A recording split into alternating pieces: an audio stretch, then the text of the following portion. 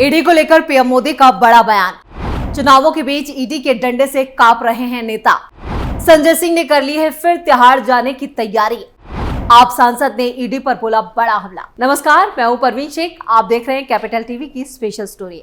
इस स्टोरी में बात आम आदमी पार्टी के नेताओं के बेतुके और फालतू बयानों की। दरअसल आम आदमी पार्टी के राज्यसभा सांसद संजय सिंह शराब नीति मामले में 18 अप्रैल यानी गुरुवार को राउज एवेन्यू कोर्ट में पेश हुए। अदालत से बाहर निकलने के बाद उन्होंने ईडी पर जमकर हमला बोला। संजय सिंह ने कहा कि ईडी ने चार्जशीट से 400 पन्ने गायब कर दिए। जांच एजेंसी अपनी पावर का गलत इस्तेमाल कर रही है, कभी किसी का नाम बदल रही है तो कभी किसी का। उन्होंने कहा कि थाने का एक दरोगा भी चार्जशीट बनाता है तो वो उसे 10 बार पढ़ता है, लेकिन ईडी आंख बंद करके चार्जशीट बनाती है। आम आदमी पार्टी के राज्यसभा सांसद संजय सिंह ने कोर्ट से निकलने के बाद मीडिया से ये बातचीत की थी और इसी दौरान उन्होंने कहा कि ईडी के कारनामों को जनता देख रही है। ईडी दिल्ली के शराब घोटाले के मामले में किस प्रकार का खेल कर रही है। एक आरोपी का नाम सर्वेश मिश्रा की जगह सर्वेश गुप्ता कर दिया जाता है। कभी किसी का नाम कुछ और हो जाता है तो कभी कुछ और हो जाता है। 20,000 पन्ने ईडी ने गायब कर रखे हैं। संजय सिंह सवाल करते हुए कह रहे हैं कि उन पन्नों को ईडी क्यों छिपाकर रखना चाहती है। अदालत के सामने रखना चाहिए उन सबूतों को। जांच एजेंसी थोड़ा फैसला करेगी कि कौन आरोपी है और कौन निर्दोष। ये तो न्यायालय का काम है। आप नेता ने कहा कि जांच एजेंसी की जिम्मेदारी की जांच करना और सारी जानकारी अदालत के सामने रखना, लेकिन एजेंसी ऐसा नहीं कर रही है। इसका मतलब जांच एजेंसी के मन में खोट है, वो सच को छिपाने की कोशिश कर रही है। उसने चार्जशीट के 600 पन्ने गायब कर दिए। संजय सिंह ने पूछा कि ईडी को ये बताना चाहिए कि उन्होंने 600 पन्ने क्यों गायब कर दिए। आप नेता संजय सिंह आबकारी नीति मामले में राउज एवेन्यू कोर्ट में पेश हुए थे और उन्होंने कहा, ईडी के कारनामों को देखा होगा कि देश की प्रमुख जांच एजेंसी जो अपने आप को सबसे बड़ा सूरमा मानती है, वो दिल्ली के तथाकथित शराब घोटाले के मामले में किस प्रकार का खेल कर रही है। मतलब एक एक्यूज का नाम सर्वेश मिश्रा से सर्वेश गुप्ता लिख दिया। ये ईडी कर रही है। वैसे आम आदमी पार्टी की तरफ से ईडी पर इस तरह के आरोप लगाना कोई नई बात नहीं है। दिल्ली के मुख्यमंत्री अरविंद केजरीवाल तिहाड़ जेल में बंद हैं। 21 मार्च को ईडी ने उन्हें गिरफ्तार कर लिया था। शराब घोटाले में ईडी ने उन्हें 10 बुलावे भेजे थे, मगर उन्होंने लगातार इसे नजरअंदाज किया था। गिरफ्तारी की लटकी हुई तलवार पर दिल्ली की शिक्षा मंत्री और आम आदमी पार्टी की नेता आतिशी मारलेना ने 21 मार्च को ही कहा था कि ईडी को अब एक निष्पक्ष जांच एजेंसी के बजाय बीजेपी का एक राजनीतिक टूल माना जाता है, जिसका इस्तेमाल विपक्ष को खत्म करने के लिए किया जा रहा है।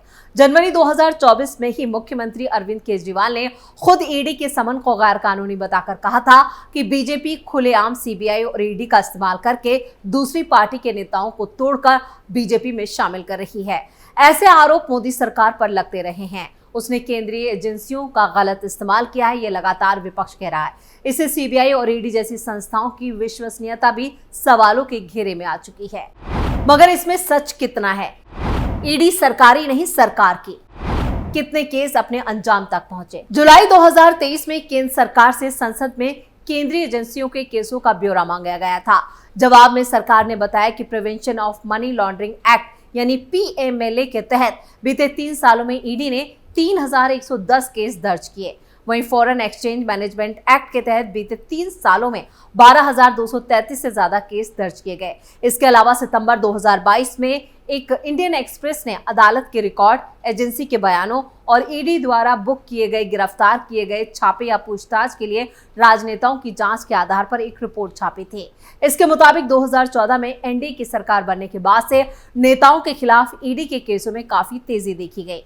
यूपीए सरकार के मुकाबले में 4 गुना ज्यादा हैं ये केस। रिपोर्ट में पता चला कि 2014 और 2022 के बीच 121 प्रमुख राजनेताओं पर ईडी की नकेल कसी है। इनके खिलाफ या तो मुकदमा दर्ज किया गया या छापे पड़े, पूछताछ की गई और गिरफ्तार किया गया। इन 121 में से 115 नेता विपक्ष के हैं, यानी 95% मामले। मगर सितंबर 2022 या जुलाई 2023 हो, तब से अब तक ईडी के दफ्तर के बाहर से बहुत सारे कबूतर उड़ चुके हैं और नेता भी एजेंसी के रडार पर आ चुके हैं। जैसे दिल्ली के पूर्व डिप्टी सीएम मनीष सिसोदिया, जिन्हें मार्च 2023 में इसी दिल्ली शराब घोटाले मामले में गिरफ्तार किया गया था। फिर झारखंड के पूर्व मुख्यमंत्री हेमंत सोरेन हैं, जिन्होंने अरविंद केजरीवाल की तरह ही ईडी के कई समन मिस किए और जनवरी 2024 में गिरफ्तार हो गए। हाल ही में यहाँ पर बीआरएस की नेता और तेलंगाना के पूर्व सीएम के चंद्रशेखर राव की बेटी के कविता भी अरेस्ट हो चुकी हैं। जब ये बहस छिड़ती है कि केंद्रीय एजेंसियों को राजनीतिक फायदे के लिए इस्तेमाल किया जा रहा है, अक्सर एक पैरेलल खींचा जाता है। ऐसा कब नहीं होता था? कांग्रेस राज में भी तो ऐसा होता था। और यहाँ पर जो रिपोर्ट सामने आई है उसके मुताबिक यूपीए सत्ता के 2 कार्यकाल 2004 और 2014 के दौरान कुल 26 नेताओं पर ईडी ने कार्रवाई की, पूछताछ की। इसमें 14 नेता विपक्ष से थे, करीब 54%। जिस कानून की जद में ये बड़े विपक्षी नेता हैं वो पीएमएलए, उसमें 2005, 2009 और 2012 में संशोधन भी किए गए थे। तब कांग्रेस सत्ता में थी, लेकिन तब ईडी की ताकतें सीमित थी। अगर किसी दूसरी एजेंसी की ओर से दर्ज एफआईआर चार्जशीट में पीएमएलए की धाराएं लगती हैं, तभी ईडी जांच कर सकती थी। 2019 में पीएमएलए में संशोधन किया गया। एजेंसी को खुद ये एजेंसी दी गई कि वो लोगों के आवास पर छापे मार सकती है, गिरफ्तारी भी कर सकती है। जितनी तत्परता विपक्षी नेताओं के खिलाफ दिखती है, उस पर भी सवाल उठते हैं। सवालों में असम के मुख्यमंत्री हिमंता बिस्व शर्मा या महाराष्ट्र के उप मुख्यमंत्री अजीत पवार का जिक्र आता है, जिनके खिलाफ बीजेपी ज्वाइन करने से पहले वित्तीय धोखाधड़ी के आरोप लगे थे, यानी मनी लॉन्ड्रिंग का आरोप लगा था। मध्य प्रदेश में शिवराज सिंह चौहान के नेतृत्व वाली बीजेपी सरकार के दौरान व्यापम घोटाले जैसे पुराने मामले भी ठंडे बस्ते में चले गए। यही हाल कर्नाटक में बीजेपी शासन के दौरान लगे भ्रष्टाचार के छोटे बड़े मामलों का है। मुख्यमंत्री बीएस येदियुरप्पा, बीएस बोम्मई के कई मंत्रियों पर वित्तीय अनियमितताओं यानी भ्रष्टाचार के आरोप लग चुके हैं। अब उन मामलों का क्या हुआ, कोई अपडेट नहीं है, इसकी कोई जानकारी नहीं है। वैसे तो ईडी का दावा है कि उन्होंने 96% मामलों को अंजाम तक पहुंचाया है, मगर कुछ मीडिया रिपोर्ट इससे उलट दावे भी करती हैं। कुछ मीडिया रिपोर्ट्स में यह बताया गया है कि मार्च 2023 तक ईडी ने कुल 5,906 मामले दर्ज किए थे, मगर सिर्फ 1142 केसों में ही चार्जशीट दायर की गई। इनमें भी केवल 25 मामलों को ही निपटारा हो पाया है, यानी कुल मामलों का 0.47%। 25 में से 24 मामलों में सजा भी हुई है। इस लिहाज से एजेंसी का 96% वाला दावा जो है वो सटीक है, लेकिन कुल मामलों का तो 1% भी यहाँ पर अंजाम तक नहीं पहुंच रहा है। ऐसी स्थिति में विपक्ष का एजेंसियों के दुरुपयोग वाले दावे को तूल मिलता है। इधर चुनावों के बीच में पीएम मोदी ने अपने इंटरव्यू में एक बड़ा बयान दिया। उन्होंने कहा, ईडी आज के समय में बेहतरीन काम कर रही है। ईडी का एक्शन 97% गैर राजनीतिज्ञों पर किया गया है। ईडी और सीबीआई से जुड़े कोई भी कानून बीजेपी के शासनकाल में नहीं बनाए गए हैं। तो पीएम मोदी चुनावी मंच से भी ईडी की सराहना कर चुके हैं। वैसे बीते कुछ महीनों से बार बार ये बात विपक्ष और एक तबका दोहरा रहा है कि केंद्रीय एजेंसियों को मोदी सरकार विपक्ष को काबू में करने के लिए इस्तेमाल कर रही है। हालांकि जब देश में यूपीए की सरकार थी तो सुप्रीम कोर्ट ने 2013 में टिप्पणी की थी कि सीबीआई सरकार का तोता है। केंद्र में बैठी सरकार अपने मातहत काम करने वाली एजेंसियों का इस्तेमाल राजनीतिक विरोधियों के खिलाफ कर रही है। यह आरोप नया नहीं है। ऐसे में आरोप अतीत में भी सरकारों पर लगते रहे हैं, लेकिन एक नया ट्रेंड है कि प्रवर्तन निदेशालय यानी ईडी का बीते 10 सालों में हुआ पुरजोर इस्तेमाल। यूपीए सरकार के संशोधन से पहले आतंकवाद जैसे मामलों को छोड़ दें तो मनी लॉन्ड्रिंग के मामले में वही लागू किए जाते थे जहां 30 लाख की रकम या उससे ज्यादा का हेरफेर हो। इसलिए 2012 तक मनी लॉन्ड्रिंग के 165 मामले ही थे, लेकिन साल 2013 में किए गए संशोधन में 30 लाख वाली सीमा को समाप्त कर दिया गया और रकम कितनी भी कम हो उसे जांच के दायरे में लाया गया। लेकिन पीएमएलए एक्ट में सबसे गंभीर बदलाव साल 2019 में हुआ, जिसकी केंद्रीय एजेंसी ईडी को जबरदस्त रूप से यहां पर ताकतवर बनाया गया। यूपीए ने अगर पीएमएलए की पहुंच को बढ़ाया तो मोदी सरकार ने इसे और कठोर बना दिया। इस एक्ट के सेक्शन 45 में जोड़ा गया है कि जिसके तहत ईडी के अधिकारियों को यह पावर दी गई कि वो किसी भी शख्स को बिना वारंट के गिरफ्तार कर सकती है। गैर कानूनी पैसों से बनाई गई संपत्ति के स्कोप को भी बढ़ा दिया गया। इसके तहत ईडी को यह शक्ति भी दी गई है कि अगर एजेंसी को लगता है कि कोई संपत्ति डायरेक्ट या इनडायरेक्ट रूप से गैर कानूनी तरीके से कमाए गए पैसों से बनाई गई है तो उस पर भी एक्शन लिया जा सकता है।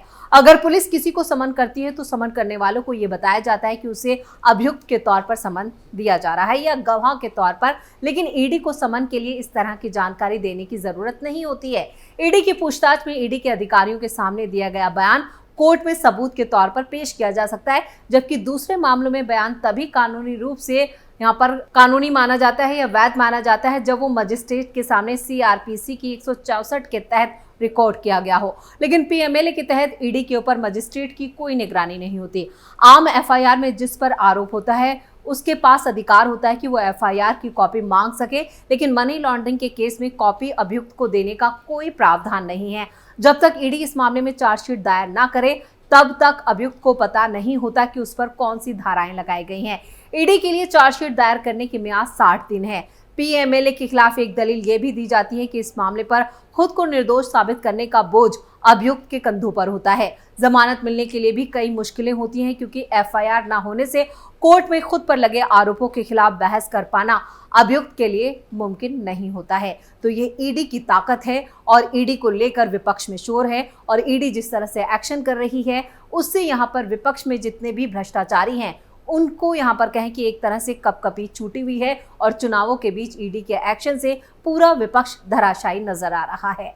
तो स्पेशल स्टोरी में इतना ही। वीडियो कैसा लगा नीचे कमेंट करके जरूर बताएं। वीडियो को लाइक करें, शेयर करें, और कैपिटल टीवी को अगर सब्सक्राइब नहीं किया है तो जल्दी से सब्सक्राइब कर लें। नमस्कार।